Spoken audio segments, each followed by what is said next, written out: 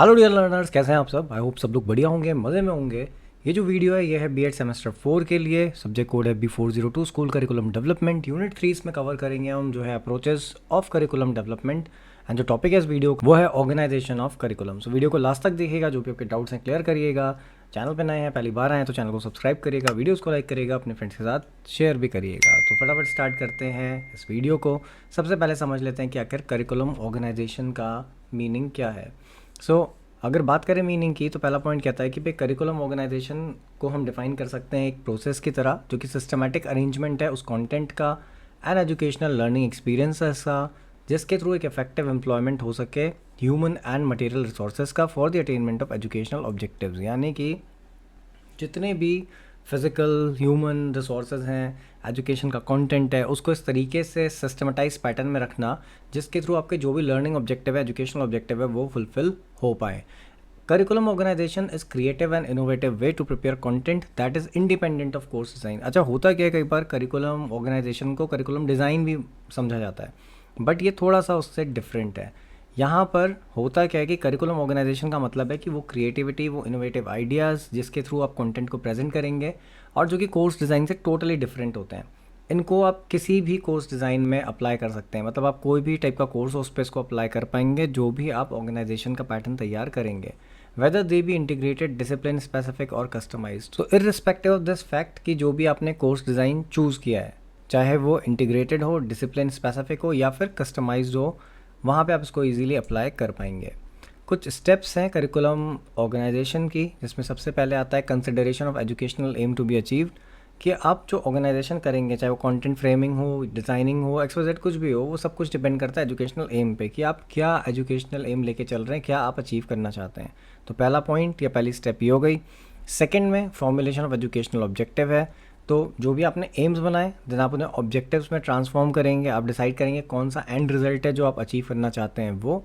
जब ये भी हो गया तो थर्ड स्टेप में आप आते हैं, that is selection and organisation of content. आप कंटेंट सेलेक्ट करते हैं कि किस टाइप का कंटेंट होगा, और फिर उसको ऑर्गेनाइज करते हैं सीरीज ऑफ स्टेप्स में। बात करें अगर फोर्थ स्टेप की, तो procedures and method to be used to accomplish aim. यानी इस स्टेप में आप यहाँ पे डिसाइड करते हैं कि कौन सी प्रोसीजर फॉलो होगी, क्या सीक्वेंसेस होंगी जिनको फॉलो करेंगे, कौन से मेथड्स आप फॉलो करेंगे जिनको यूज़ करके फाइनली आप अपना एम अचीव करेंगे, जो भी एजुकेशनल एम आपका है। नेक्स्ट स्टेप में आप आ जाते हैं तो होता है selection of technique for the evaluation of outcome.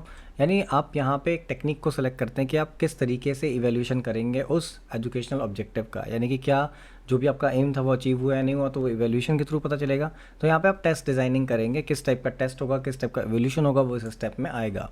Then six step की अगर बात करें, the selection of references and material to be use by learner and by the teacher. तो यहाँ पे आप ये डिसाइड करते हैं कि कौन से रेफरेंसेस, कौन सा मटेरियल जो है वो यूज़ किया जाएगा जिसके थ्रू एजुकेट किया जाएगा लर्नर को, और कौन सा मटेरियल जो है वो टीचर यूज़ करेगा, यानी टीचर किस चीज़ के थ्रू पढ़ाएगा। देन सेवन्थ पॉइंट है आपका, that is determination of specific grade outcome and standard of attainment. तो लास्ट स्टेप में क्या होता है कि स्पेसिफिक ग्रेड या फिर आउटकम जो भी होगा, मतलब रिजल्ट होगा, उसके लिए क्या ग्रेड डिफाइन होगा और क्या स्टैंडर्ड्स होंगे जिसके अगेंस्ट आप उसे मेजर करेंगे कि कितना आपने टारगेट अचीव किया है। तो ये स्टेप्स हैं करिकुलम ऑर्गेनाइजेशन की। अब जो करिकुलम है वो काफ़ी सारे तरीक़ों से ऑर्गेनाइज़ किया जा सकता है, लेकिन सबसे ज़्यादा जो मोस्ट कॉमनली यूज मेथड्स हैं उनमें आता है learner centred, subject centred and integrated. But फिर भी हम यहाँ पे और चीज़ों की भी बात करने वाले हैं। जैसे ट्रेडिशनल करिकुलम आपने सुना होगा, तो यहाँ पे सब्जेक्ट करिकुलम जो होता है इसका ही पार्ट है, और उसमें क्या होता है कि ऑर्गेनाइजेशन जो होता है वो स्कूल सब्जेक्ट्स के बेसिस पे होता है। तो स्कूल के जो सब्जेक्ट्स हैं वो बहुत इंपॉर्टेंट रोल वहाँ पे प्ले करते हैं, एंड लर्नर का जो भी ओवरऑल एक्सपीरियंस है उसको वहाँ पे इन्हेंस करते हैं, और जो भी आपके एजुकेशनल एम है वो उसके थ्रू अचीव हो जाते हैं। देन इसी में आता है कोरिलेटेड करिकुलम। तो कोरिलेटेड करिकुलम में क्या होता है कि जहाँ पर आप रिलेशनशिप इस्टेब्लिश करते हैं बिटवीन टू और more subject on the basis of a topic और अ थीम। तो कोई एक थीम बनाई गई, उस थीम के बेसिस पे या कोई एक टॉपिक लेके उसके बेसिस पे डिफरेंट सब्जेक्ट्स को क्या किया जाता है, कंबाइन किया जाता है। टीचर यहाँ पे सिमिलर टॉपिक पढ़ाता है विद ऑफ टू और मोर सब्जेक्ट्स साइमल्टेनियसली, और फिर एक एफर्ट क्रिएट करता है जिससे कि स्टूडेंट को बेटर अंडरस्टैंडिंग या बेटर नॉलेज जो है उस पर्टिकुलर टॉपिक के बारे में मिले। मान लेते हैं आपने वाटर पढ़ाया, तो वाटर साइंस में भी हो सकता है और वाटर जो है वो आपका जियोग्राफी में भी हो सकता है। तो आप दोनों को कंबाइन करके पढ़ाएंगे, वाटर साइकिल पढ़ाएंगे एंड ऑल। तो ये कहीं ना कहीं सारी चीज़ें जो है वो आप इंटीग्रेट करेंगे, तो again that will be a type of को रिलेटेड करिकुलम। अब इंटीग्रेटेड करिकुलम की अगर बात करी जाए तो वो एक टाइप का करिकुलम होता है जहाँ पर आप डिफरेंट एरिया ऑफ स्टडी को कनेक्ट करते हैं by cutting across subject matter line and emphasising unifying concept. आप कॉन्सेप्ट्स को यूनिफाई करने की बात करते हैं। लगभग कहीं ना कहीं को रिलेटेड करिकुलम और इंटीग्रेटेड थोड़ा थोड़ा सिमिलैरिटीज़ को रिफ्लेक्ट करता है।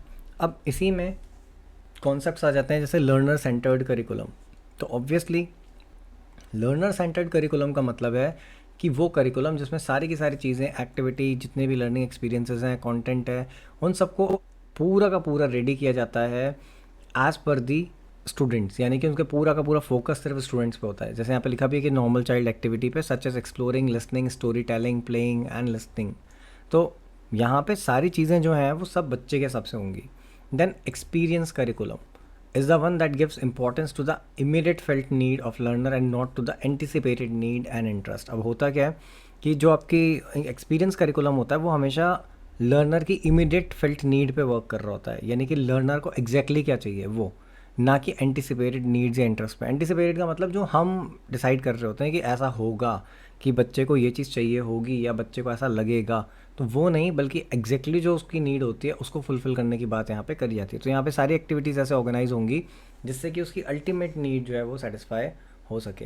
एंड देन लास्ट में आता है आपका कोर करिकुलम, जिसको कि आप सोशल फंक्शन और एरिया ऑफ लिविंग करिकुलम भी कहते हैं।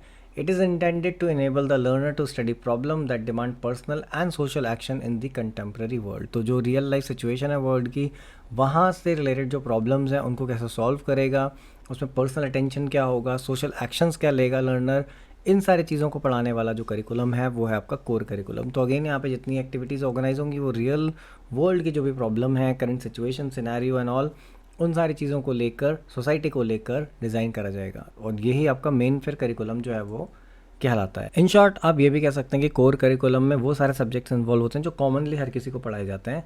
जैसे कि मान लेते हैं आप मैथ्स पढ़ा रहे हैं किसी को, यानी मैथमेटिक्स पढ़ा रहे हैं, साइंस पढ़ा रहे हैं, फिज़िकल एजुकेशन पढ़ा रहे हैं, तो ये सारी की सारी चीज़ें जो हैं ये क्या है, ये कोर करिकुलम का पार्ट है जो कि नॉर्मली हर बच्चे को पढ़ाई जाएंगी।